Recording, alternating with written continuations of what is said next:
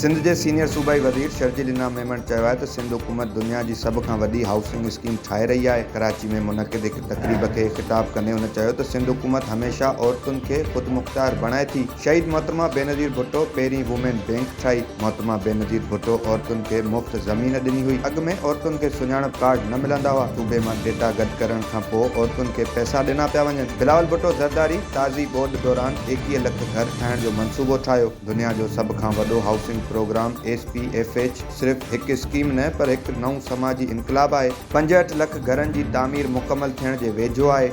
हिन प्रोग्राम ज़रिए हिन वक़्त ताईं 10 लख माण्हुनि लाइ रोज़गार जा मौक़ा पैदा थिया, जॾहिं त 90 लख औरतुनि खे ज़मीन जी मालिकीअ जा हक़ ॾिना विया।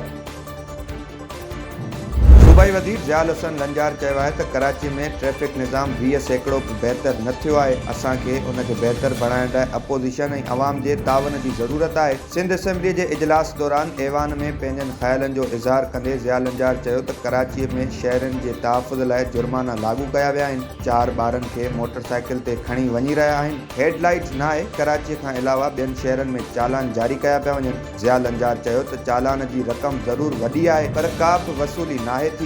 असां चालान जी रक़म अॻु में ई माफ़ करे चुका आहियूं। हुन वधीक चयो त कंहिं चयो आहे त असां जुर्मानो न ॾींदासीं। इहो मुनासिब अल्फाज़ नाहे। सभु हिकु जहिड़ा नाहिनि हूंदा। असां अपोज़िशन सां गॾु वेहण ऐं ख़दशनि खे हल करण लाइ तयारु आहियूं। पंजाब में बि जुर्माननि जी रक़म वधाई वई आहे। कानून जी रिथ खे क़ाइमु करण ऐं ट्रैफ़िक निज़ाम खे बहितर बणाइण लाइ असांजी हिमायत कयो। अमन अमान जी सूरत हाल के नज़र में रखंदे अडियाला जेल के ॿाहिरां सिक्योरिटी के हाई अलर्ट कयो वियो आहे। ख़ासि सिक्योरिटी प्लान अणएलानियल मुद्दत ताईं लागू रहंदो।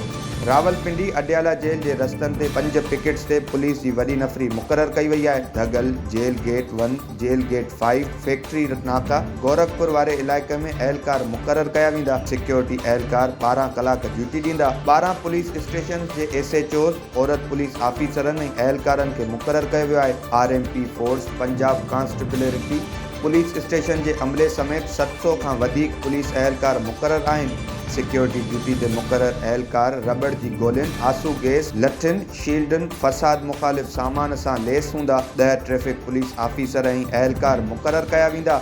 लिफ्टर ऐं कैदी वैन पिणु मौजूदु हूंदियूं। सिक्योरिटी जी निगरानी SP सदर कंदो।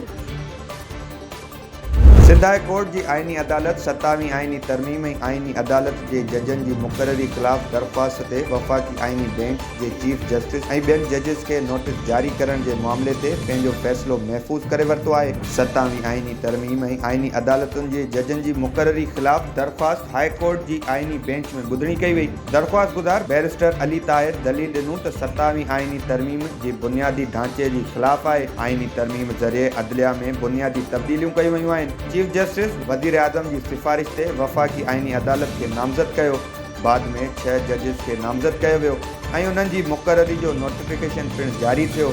Supreme court Sindh high court bar केसनि में जजिस के धुर बणाइण की इजाज़त ॾेई छॾी आहे। अदालत वफ़ाक़ी आइनी बेंच के चीफ जस्टिस समेत ॿियनि जजिस के नोटिस जारी करण के मामले ते पंहिंजो फ़ैसिलो महफ़ूज़ करे वरितो। बैरिस्टर अली ताहिर 27वीं आइनी तरमीम ख़िलाफ़ दरख़्वास्त दाख़िल कई आहे। कानून, इंसाफ़ ऐं पार्लियामानी मामलनि वारी वज़ारत वफ़ाक़ी आइनी अदालत के चीफ जस्टिस अमीनुद्दीन ऐं ॿियनि खे दरख़्वास्त में धुर बणायो वियो आहे।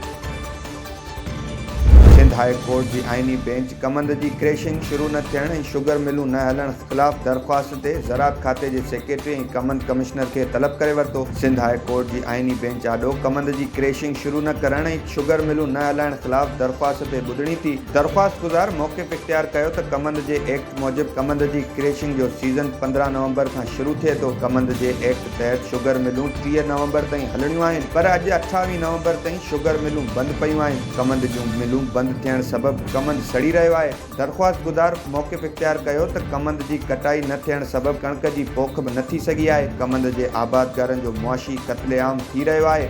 अदालत ज़राअत खाते के सेक्रेटरी कमंद कमिश्नर के तलब कंदे ॿुधणी 5 डिसंबर ताईं मुलतवी करे छॾी।